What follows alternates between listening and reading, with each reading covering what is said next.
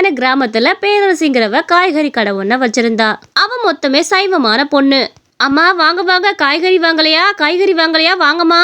அருண்கிறவே ரொம்ப நாளாவே பேரரசிய ஒரு தலையா காதலிச்சுக்கிட்டு இருந்தான். பேரரசிக்கும் அருணை ரொம்ப பிடிக்கும். என்னங்க, இன்னைக்கு உங்ககிட்ட முக்கியமான விஷயம் பேசணுன்றதுக்காக தான் வந்தேன். இன்னைக்கு நான் காய் வாங்குறதுக்காக வரல. கொஞ்சம் ஒரு 5 நிமிஷம் எனக்காக பேச முடியுமா? ஆ பேசலாங்க, கண்டிப்பா பேசலாம். என்ன விஷயங்கிறத சொல்லுங்க. அது ஒன்றும் இல்லைங்க. 2 மாசமா நானும் உங்ககிட்ட தான் காய்கறி வாங்குறேன். எனக்கு உங்களை ரொம்ப பிடிச்சிருக்கு. உங்களுக்கு என்ன பிடிச்சிருக்கான்னு தெரியல. உங்களுக்கு சம்மதம்னா சொல்லுங்க. உங்க வீட்டில் வந்து நான் கண்டிப்பா பேசுறேன். எனக்கு உங்களை ரொம்ப பிடிச்சிருக்குங்க. என்ன சொல்றீங்க? என்னங்க என்னங்க இது? உங்க பதில சொல்லாம இப்படி திரும்பி நின்னுக்கிட்டீங்க. இப்படி திரும்பி நின்னுக்கிட்டா என்னங்க அர்த்தம்? உங்க பதில் எதா இருந்தாலும் சொல்லுங்க. பரவாயில்லைங்க, நீங்க கொஞ்சம் கூச்சப்படாம சொல்லுங்க. புரியுதுங்க, உங்களுக்கு என்ன பிடிக்கல, அதனால தானே திரும்பி நின்னுக்கிட்டீங்க. சரிங்க, உங்களுக்கு இதை நான் பிடிக்கலன்னே வச்சுக்கிறேன். இனிமேல் இந்த மாதிரி வந்து அவங்க கிட்ட பேச மாட்டேன். நான் வீட்டுக்கு கிளம்புறேன். ஏங்க ஒரு நிமிஷம், ஒரு பொண்ணுக்கு இப்படி சொன்னா கொஞ்சம் கூச்சமா இருக்கும்ல, அதுக்காக தான் திரும்பி நின்னேன். உடனே திரும்பி நின்னதுமே எனக்கு சம்மந்தம் இல்லைன்னு கிளம்பிடுவீங்களா? எனக்கும் உங்களை ரொம்ப பிடிச்சிருக்குதான். ஆனா எங்க வீட்டுல வந்து பேசுற அளவுக்குலாம் யாரும் இல்லைங்க. எனக்கு யாருமே கிடையாது. நான் ஒருத்தி தான். உங்க அம்மா அப்பாவோட முடிவு என்னன்னு மட்டும் என்கிட்ட கேட்டு வந்து சொல்லுங்க. அப்புறம் ஒரு கண்டிஷன் மட்டும் இருக்குங்க. நான் ஃபுல்லா சைவம் பார்த்துக்கோங்க. ஏன்னா அசைவத்துக்கு மாறு அந்த மாதிரிலாம் என்னை எதுவும் கம்பல் பண்ணக்கூடாது. எனக்கு பிடிச்ச மாதிரி விட்டுருங்களே. அது மட்டும்தான் எனக்கு ஒரு பிரச்சனை, மற்றபடி எதுவும் கிடையாது. ஐயோ, இதெல்லாம் ஒரு சாதாரண விஷயம். இதுக்கு போயா இப்படி பாடுபட்டு இருக்கிறீங்க? இதெல்லாம் எனக்கு தேவையே கிடையாது. எங்க அம்மா கண்டிப்பா நம்ம கல்யாணத்துக்கு சம்மதிப்பாங்க. நான் உங்களை காதலிக்கிற மாதிரி உங்களோட நம்பிக்கையும் நான் காதலிப்பேன். சரியா? நீங்க கவலையே பட வேணாம். இன்னிலிருந்து பேரரசி என்னோட பேரரசி. இருந்தாலும் உங்க அம்மா என்ன சொல்றாங்கன்னு கொஞ்சம் கேட்டுட்டு வாங்குங்க. அப்பதான் எனக்கு மன திருப்தியாகும். அருணும் அவங்க வீட்டுக்கு போனதுமே அவங்க அம்மா கிட்ட இந்த விஷயத்த பத்தி பேசலாம்னு நினைச்சான். அம்மா அம்மா, அவ பேரு பேரரசிமா. காய்கறி கடை தான் வச்சிருக்கா. ஆனா ரொம்ப ரொம்ப நல்ல பொண்ணுமா. தேடினாலும் அந்த பொண்ணு மாதிரி யாரும் கிடைக்க மாட்டாங்க. ஆனா அவளுக்கு யாரும் கிடையாது. நம்ம தான் அம்மா அப்பாவா இருந்து பாத்துக்கணுமா. ப்ளீஸ்மா, அவளை நான் கல்யாணம் பண்ணிக்க சம்மதிமா. என்னாருன்னு இப்படி கேட்டுப்பிட்ட அம்மாட்ட நீ தடவை இந்த மாதிரி ஏதாவது ஒரு விஷயத்த கேட்குற. நான் உனக்கு சரின்னு சொல்லாமல் இருப்பேன்னா கண்டிப்பாக நான் உனக்கு அந்த பொண்ணை கல்யாணம் பண்ணி வைக்கிறேன். ஆனால் நல்ல பொண்ணை மட்டும் தெளிவாக கேட்டுக்க. என்ன, எனக்கு உன்னோட சந்தோஷம்தான் அருண் முக்கியம். உனக்கு அந்த பொண்ணை பிடிச்சிச்சுன்னா எனக்கும் அந்த பொண்ணை பிடிக்கும். நீ கவலையே படாத. அவங்க அம்மாவும் இவங்களோட 2 பேர்த்து திருமணத்துக்கும் சம்மதிச்சாங்க. கொஞ்ச நாள்லயே பேரரசிக்கும் அருணுக்கும் திருமணமும் ஆச்சு. அவங்களோட வாழ்க்கை நல்லா தான் போயிட்டு இருந்தது. அத்தை, ஒரு விஷயம் சொல்லுங்க. உங்களுக்கு உங்க மகனை பிடிக்குமா, என்னைய பிடிக்குமா? நேர்மையான பதில தான் சொல்லணும், பாத்துக்கங்க. அம்மா, நீ கண்டிப்பா என்னை தான் பிடிக்கும்னு சொல்லுவ. அதை சீக்கிரம் சொல்லு. அவளுக்கு அப்பதான் நோஸ் கட் ஆகு. சீக்கிரம் சொல்லுமா. அட, நீங்க 2 பேருமே எனக்கு பிள்ளைங்க மாதிரி தான். 2 பேர்த்தையுமே எனக்கு பிடிக்கும். இப்படி 2 பேருமே ஆளுக்கு ஒன்று என்னை மாட்டை வச்சு முழிக்க வைக்கிறீங்களா? போங்கடி, நான் 2 பேர்த்துக்குமே சொல்ல மாட்டேன்ப்பா. அடே, நீ போய் தூங்குற வேலையை பாரு. அடியே, நீ போய் தூங்குற வேலையை பாரு. அதை விட்டுட்டு ஏதாவது நைட் நேரத்தில் பெணாத்திக்கு தெரியாதீங்க. அத்தை சொல்லுங்க அத்தை, ப்ளீஸ் அத்தை, எனக்காக சொல்லுங்க அத்தை. இப்படி அவங்க 3 பேருமே ரொம்ப சந்தோஷமா தான் வாழ்ந்துட்டு இருந்தாங்க. Hello sir. அப்படியா சார்? அட, எனக்கு ரொம்ப சந்தோஷமா இருக்கு சார். கண்டிப்பா நீங்க எங்க வீட்டில் வந்து மதியான உணவு சாப்பிட்டு தான் போகணும். எனக்காக ஒரே ஒரு தடவை வாங்க சார். ப்ளீஸ் சார், எனக்காக வாங்க சார். ரொம்ப நன்றி சார். மதியானம் வந்ததுமே கூப்பிடுங்க. அம்மா, உனக்கு ஒரு சந்தோஷமான விஷயம்மா. எனக்கு வெளிநாட்டுக்கு வேலைக்கு போறதுக்கு வாய்ப்பு கிடைச்சிருக்கு பாத்துக்கோ. அங்க மட்டும் நமக்கு வேலை கிடைச்சிருச்சுன்னு வச்சுக்க, நம்ம 3 பேரும் போய் அங்கேயே செட்டில் ஆயிடுவோம். அந்த வேலை வாங்கி தர ஆபீசர் இருக்காருல, அவரே மதியானம் நம்ம வீட்டுக்கு வரேன்னு சொல்லியிருக்காரு. நான் தான் அவருக்கு நல்ல ஒரு சாப்பாடு கொடுக்குறேன்னு சொல்லியிருக்கிறேன். அதனால நல்லதா அவருக்கு சமைச்சு கொடுக்கணும். மதியானம் போல நல்லதா சமைச்சு வைக்கிறியாமா? ஐயா, காலையில உங்க அக்கா வேற முடியலன்னு ஃபோன் போட்டாடா. போய் ஏதாவது சாப்பாடை செஞ்சு வச்சுட்டு வரணும். சரி, நான் இதுக்கும் பேரரசிட்ட கொடுத்துட்டு போறேன். அவ செஞ்சு வைக்கட்டும். நான் போயிட்டு மதியானம் போல வந்துடுவேன். ஒன்றும் நீ கவலைப்பட வேணாம். வந்ததுமே பரிமாறிக்குவான். நான் வர டைமும் நீ வர டைமும் ஒரே மாதிரி தான் இருக்கும்னு நினைக்கிறேன். பேரரசிட்ட ஆட்டுக்கறி வாங்கி கொடுத்துட்டு போறேன். பிரியாணி செஞ்சு வைக்க சொல்றேன். என்ன ஏம்மா பேரரசி, இந்தம்மா ஆட்டுக்கறி. இது நல்லா அன்னைக்கு சமைச்சு வச்சிரு. உன்னோட புருஷனோட வேலைக்கு சம்மந்தப்பட்ட ஒரு ஆள் இங்கே வராராமா. அவர் தான் மெயினாக உன் புருஷனுக்கு வெளிநாட்டில் வேலை வாங்கி தரப்போறாராம். மதியானம் நல்ல சாப்பாடை செஞ்சு வச்சே சொல்லியிருக்கிறான். அதனால மட்டன் பிரியாணி செஞ்சிரு. என்ன அத்தை, அவர் எதுவும் சொல்லலையா அத்தை? எனக்கு வந்து அசைவம்லாம் சமைக்க தெரியாது அத்தை. அசைவத்தை பார்த்தாலே எனக்கு கொஞ்சம் பிடிக்காது. ஒரு மாதிரியா இருக்கும். நான் சைவத்திலே வளர்ந்தப்ப, அதனால எனக்கு அதெல்லாம் பிடிக்காது அத்தை. நீங்களே செஞ்சிருங்களே. என்னம்மா அசைவம் சைவம்ட்டு இருக்கிற? இங்கே வந்துட்டா எங்கள் பழக்கத்துக்கு ஏற்றபடி மாறிக்கணும் பார்த்துக்க. இதெல்லாம் சொல்லவே கூடாது. நீ மட்டன் எடுத்து வச்சிருக்கே, ஒழுங்கா பிரியாணியை செஞ்சு வை. புரியுதா? நான் போனதுமே மதியானம் போல் வந்துடுவேன். அவரும் மதியானம் வந்துடுவார். நான் கூட பரிமாறிக்கிறேன், நீ பரிமாற வேணாம். ஆனால் கண்டிப்பாக மட்டன் பிரியாணியை செஞ்சு வைக்கிறோம். சரிங்க அத்தை. என்னால முடிஞ்சதை நான் கண்டிப்பா பண்ணி வைக்கிறேன் அத்தை. நீங்க போயிட்டு வாங்க. அவங்க மாமியாரும் அந்த மாதிரி சொல்லிட்டு கிளம்பினாங்க. அவளுக்கு ஆனா அசைவம் சுத்தமா சமைக்க தெரியாது. ஐயோ கடவுளே, எனக்கு அசைவம் சமைக்கவும் தெரியாது. அதை பார்த்தாலே எனக்கு பிடிக்காது. இவங்க சொன்னா புரிஞ்சுக்க மாட்டேங்கிறாங்களே. அவர் இதை பத்திலாம் சொன்னாரா இல்லையானே தெரியலச்ச. இவர் எப்படி சொல்றதை பார்த்தா எனக்கு ரொம்ப கஷ்டமா இருக்கு. ஏதோ எனக்கு தெரிஞ்சதை சமைப்போம். அவ்வளோதான், இதை கழுவியாச்சு. நீ போய் பிரியாணிக்கு ரெடி பண்ண வேண்டியதான். ஐயோ இந்த ஆட்டுக்கறி எவ்வளவு வேகும் எப்போ வேகும்னு எதுவுமே எனக்கு தெரியாது. நான் என்ன பண்ண போறேன்னு தெரில. போய் சமாளிப்போம். அவளுக்கு தெரிஞ்ச பாணியில பிரியாணியை பண்ணிட்டு இருந்தா. ஆனா அவளுக்கு சுத்தமா அதை பண்ணவே தெரியல. அத்தை வந்துட்டீங்களா அத்தை? அத்தை வாங்க அத்தை. இந்த பிரியாணியை கொஞ்சம் டேஸ்ட் பண்ணி பாருங்க. எனக்கு எப்படி செய்யுதுனே தெரியல, கொஞ்சம் பாருங்க அத்தை. ஏமா உன் புருஷன் அப்பவே ஃபோன் பண்ணிட்டியா? சாப்பாடுலாம் உள்ள எடுத்துட்டு வை. அவர் வந்துகிட்டு இருக்காராமா, உடனே எடுத்து வைமா. டேஸ்ட் பார்க்கறதுக்குலாம் நேரம் கிடையாது. சீக்கிரம் இலகிலெல்லாம் எடுத்து வை. என்ன சார், இதுதான் என் மனைவி பேரரசி. இதுதான் நமக்கு வெளிநாட்டுல வேலை வாங்கி தர போற சார். இவரு ரொம்ப நல்லவர் தெரியுமா? சார் வணக்கம் சார், நல்லா இருக்கீங்களா? வாங்க சார், முதல்ல சாப்பிடுங்க, அதுக்கப்புறம் பேசிக்கலாம்.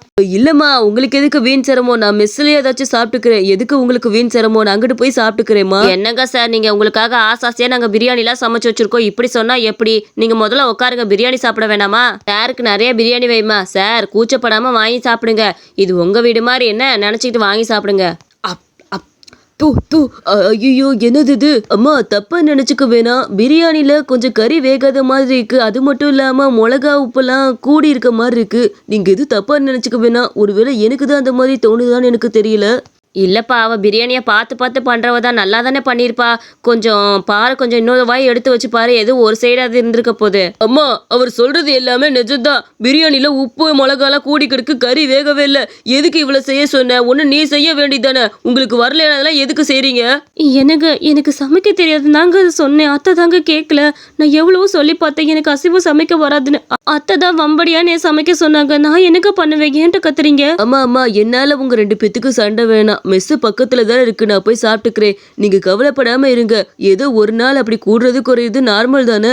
இதை போய் மனசுல வச்சுக்கிட்டு அந்த பொண்ணை திட்ட வேணாம். தயவு செஞ்சு அவளை விட்டுருங்க பாவத்தை. அடுத்த தடவை வரப்ப எனக்கு நல்லா சமைச்சு தரணும், சரியா? நான் கிளம்புறேன். சார், உங்களை இப்படி அனுப்புறது எனக்கு ரொம்ப கஷ்டமா இருக்கு சார். மன்னிச்சிருங்க. அடுத்த தடவை வரும்போது கண்டிப்பா எங்க வீட்டுல நல்ல சாப்பாடு உங்களுக்கு கொடுக்குறேன்.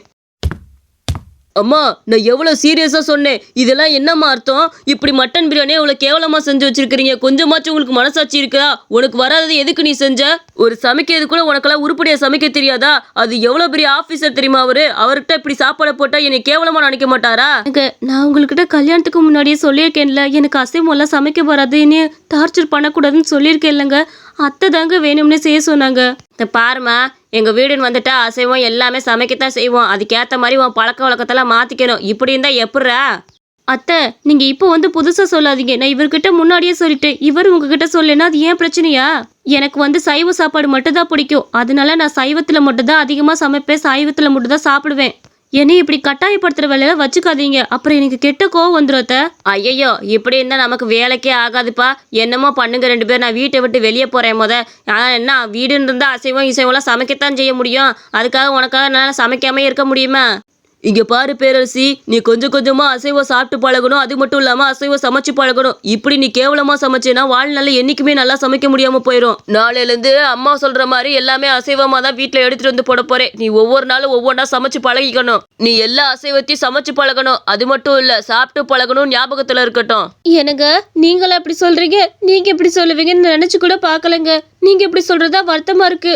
வீடுன்னு வந்துட்டா எல்லாத்தையும் பழகிதான் ஆகணும். அதனால நீங்க எந்த பழகிக்க. இனிமேல சைவத்தெல்லாம் சமைக்கிறதுக்கு பழகிறத விட அசைவம் சமைக்கிறதுக்கு பழகிக்க, புரியுதா? இந்த மட்டன் பிரியாணியை கூட உன்னால ஒழுங்கா சமைக்க தெரியல. மத்ததெல்லாம் நீ எப்படி சமைக்க போற சொல்லு? இதெல்லாம் நீ சமைச்சு பழகணும், சரியா?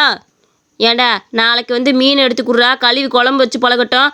மதியானம் அந்த மீனைத்தான் அவள் சாப்பிட்ணும். வேற ஏதாவது சாப்பிட்டானா அவளுக்கு இருக்குது. அப்புறம் யாருமே என் உணர்வை புரிஞ்சுக்க மாட்டேங்கிறாங்க. எனக்கு பிடிக்காததை கொடுத்து சாப்பிடுன்னு சொல்றாங்களே, நான் எப்படி சாப்பிட்றது? எவரும் என்னை புரிஞ்சுக்கவே இல்லச்சா. இப்படி ராத்திரி முழுக்க பேரரசி ரொம்ப அழுதுகிட்டு இருந்தா. ஆனா அவளை சமாதானப்படுத்துறதுக்கு யாருமே வரல. காலையில எந்திரிச்சதுல இருந்து அந்த பேரரசிங்கிறவனை அவன் தொலைவி பார்த்தான். ஆனா அவ எங்கேயுமே காணோம். ஐயோ, காலையில இருந்து எங்க தேடி பேரரசியை காணா. என்னாச்சு தெரியலையே. அம்மா, பேரரசியை காணாம, கொஞ்சம் சீக்கிரம் வெளியே வாமா. ஐயோ, எங்க போன தெரியலையே. என்னடா என்னாச்சு பேரரசியை காணாம போய் தொலைவி பாடுறா. அவனும் வேக வேகமா எல்லா இடத்துலயும் போய் தொலைவ ஆரம்பிச்சான். அவ தனியா ஒரு இடத்துல சைவ உணவுகளை போட்டு உக்காந்துருந்தா. அந்த பக்கமா வந்து அவளோட கணவனும் பார்த்துட்டான் அத. என்னம்மா இது, என்கிட்ட ஒரு வார்த்தை கூட சொல்லாம இங்க வந்து கடை போட்டிருக்கிற? நான் அப்படி வேண்டாதவனா போயிட்டேனா? என்ன உனக்கு பிரச்சனை சொல்லு. இல்லங்க, எனக்கு எந்த பிரச்சனையும் இல்ல. நீங்க தானே சொன்னீங்க உங்களுக்கு ஏத்த மாதிரி என்னை மாத்திக்கணும்னு. என்னால உங்களுக்கு ஏத்த மாதிரி என்னை மாத்திக்க முடியாது. அதனாலதான் நான் தனியா வெளியே வந்துட்டேன். எதுக்குங்க உங்களுக்காக நான் மாறணும், எனக்காக நீங்க மாறணும்? இந்த வாழ்க்கை எனக்கு பிடிக்கலங்க. அதனால எனக்கு வேணான்னு நான் விட்டுட்டேன். நீங்க அன்னைக்கு சொன்னீங்க பாத்தீங்களா ஒரு வார்த்தை, நான் உன்னை மட்டும் காதலிக்கல, உன்னோட நம்பிக்கையை காதலிக்கிறேன்னு சொன்னீங்கல்ல, அந்த வார்த்தை எங்க போச்சுன்னே தெரியலங்க. இப்படி அவ கேட்டதுமே அவனுக்கு மனசு ரொம்ப கஷ்டமாயிடுச்சு. இல்லம்மா, நான் வந்து ஏதோ ஒரு கோவத்துல திட்டிட்டேன். நீ முதல்ல வீட்டுக்கு வா, எல்லாரும் அங்க போய் பேசிக்கலாம் வா. யாப்பா இந்த பொண்ணு உன் பொண்டாட்டியாக்கும். உன் பொண்டாட்டி சமையல்லாம் சூப்பரா வைக்குது தெரியுமா? ஆகா இந்த சைவ உணவுகள்லாம் சாப்பிட அம்புட்டு ருசியா இருக்குதுப்பா. அட, என் பொண்டாட்டி சைவ உணவுகள்லாம் நல்லா செய்யறாளா? எனக்கே இப்பதாயா தெரியும். சே, நான் கூட இதெல்லாம் பார்க்கவே கிடையாதே. நீங்களா என்னைக்கு பொண்டாட்டியா மதிச்சுக்கிறீங்க? அவங்களுக்கு இருக்கிற குறையை மட்டும் தான் பார்ப்பீங்க. அவங்களுக்கு இருக்கிற திறமை எதையுமே பார்க்கறது கிடையாது. இப்போ வந்து புலம்ப வேண்டியது போப்பா. பேரரசி, என்னை மன்னிச்சிடு. நீ சைவ உணவுகள்லாம் இவ்வளோ நல்லா செய்வியா? எல்லாரும் உன்னை பாராட்டிட்டு போற அளவுக்கு. சரி பேரரசி, வா வீட்டுக்கு போலாம். இனிமேல் உன்னை நான் எந்த ஒரு கோட்பாடும் வைக்க மாட்டேன். நீ இஷ்டப்படி இருக்கலாம். உனக்கு பிடிச்ச சாப்பாடை சாப்பிடு. அம்மாட்ட நான் பேசிக்கிறேன், வாமா. என்னங்க, என்னை இதுக்கு மேல கஷ்டப்படுத்தக்கூடாது. நீங்க நம்பிக்கை கொடுத்துருக்கீங்க. நான் வந்ததுமே நான் அதை பண்ணி இதை பண்ணுன்னு எதுவும் சொல்லக்கூடாது, சரிங்களா? அவனும் அவளை சமாதானப்படுத்தி வீட்டுக்கு கூட்டிட்டு போனான். நீ கண்ணம்மா உனக்கு ஒரு விஷயம் தெரியுமா? உன் மருமகன் சைவ சாப்பாடு கடை போட்டுருக்குற அம்புட்டு ருசியா செஞ்சுருக்கிறான். உன் சோறுல என்னடி தோத்து போயிடும்டி அதுக்கு. என்னடி சொல்ற? என் மருமக சைவ சாப்பாடு கடை போட்டிருக்கிறாளா? அட ஆச்சரியமா இருக்கே. ஊர் புறா அவளை காணான்னு தொலைவிக்கிட்டு இருந்தா சைவ சாப்பாடு கடை போட்டிருக்கிறாளா? அதுவும் ருசியாவா? ஏண்டி அவ அன்னைக்கு அசைவ சாப்பாடையே ரொம்ப மோசமா செஞ்சா, இதை எப்படி நல்லா செஞ்சிருப்பா? அவ பாவண்டி போறப்ப கூட அழுதுகிட்டே தான் போனா. கேட்டதுக்கு இந்த வார்த்தையெல்லாம் சொன்னா பாத்துக்க. ஏண்டி அவளா இருக்க விடுக்க வேண்டியதானே? பாவமா இருக்குடி அவளை பார்த்தாலே. ஏண்டி அவளுக்கு தான் அசைவம் பிடிக்காதுங்கிறாள்ல, அவளை விட வேண்டியதானே? அவளுக்கு பிடிச்ச மாதிரி அவளை இருக்க வேங்கடி. அப்பதாண்டி அவன் வாழ்க்கை நிம்மதியா இருக்கும். சில பேர்லாம் இருக்காளுங்க ஒண்ணுமே சமைக்க தெரியாம இருப்பாளுங்க. இவ்வளவு நல்லா சமைக்க சேர்ந்த மருமகளை போய் இப்படி திட்டிக்கிட்டு கிடக்குறிய நீ? அவளுக்கு பிடிச்ச மாதிரி இருக்க விடுறியே. நீ இப்படி சொல்லும் போதே எனக்கு ரொம்ப பெருமையா இருக்கு. என் மருமகன் நல்லா சமைச்சான்னு சொல்லும் போதே எனக்கு ரொம்ப பெருமையா இருக்குடி. அவ எங்களுக்கானு என் மகன் பார்த்து கூட்டிட்டு வரட்டும், அப்புறம் அவளை நான் கொஞ்சிக்கிறேன். இப்படி அந்த பாட்டி சொன்னனால அவங்களுக்கும் ரொம்ப பெருமையா இருந்தது. தன்னோட மருமகன் நல்லா சமைக்கிறான்னு அவங்களுக்கு ரொம்ப ஆச்சரியமாவும் இருந்தது. மருமகளே வந்துட்டியா? அத்தையை மன்னிச்சிருக்கன்னு அத்தை தெரியாம சொல்லிட்டேன். நீ உன் இஷ்டம் போல இருக்கலாம். என்ன இப்பதான் பக்கத்து வீட்டுக்காரிலாம் வந்து என்னை பெருமைப்படுத்திட்டு போனா தெரியுமா? நீ நல்லா சமைக்கிறியாமே, எனக்கு சொல்ல சொல்ல எனக்கு பெருமையா இருந்துச்சு கண்ணு. என் தங்கம் தான். அத்தை, நீங்க இப்படி மாறினது எனக்கு ரொம்ப சந்தோஷமா இருக்கத்த. எனக்கு சைவம் தான் உயிர் மூச்சு. அதையே நீங்க வேணான்னு சொல்றப்ப எனக்கு மூச்சே நின்று போயிடும் போல இருக்குத்த. இப்போதான் என் மனசுக்கு நிம்மதியா இருக்கு. ரொம்ப ரொம்ப நன்றி அத்தை. உனக்கு சமைக்கவே தெரியாதுன்னு நினைச்சேன். ஆனா சைவ சாப்பாடு இவ்வளோ அற்புதமா செஞ்சிருக்கிறியே, அதை நினைச்சா எனக்கு பெருமையா இருக்கு. இனிமேல் உன் இஷ்டப்படி இருக்கண்ணு, நான் எதுவுமே சொல்ல மாட்டேன். என்ன ஆனா அத்தைக்கு மட்டும் அப்பப்ப அசைவம் சமைச்சுக்கிறேன். என்ன அதுக்கு மட்டும் நீ எதுவும் சொல்லாத. ஐயோ அத்தை, உங்களோட விருப்பத்துல நான் என்னைக்கும் தலையிட மாட்டேன் அத்தை. நீங்க கவலையே பட வேண்டாம். அவங்கவுங்க வாழ்க்கையா அவங்களுக்கு பிடிச்ச மாதிரி வாழ விடுங்க. இந்த கதை உங்களுக்கு பிடிச்சிருந்துச்சுன்னா மறக்காம நம்ம அனிமேஷன் ஸ்டோரி சேனலுக்கு சப்ஸ்கிரைப் பண்ணிக்கோங்க.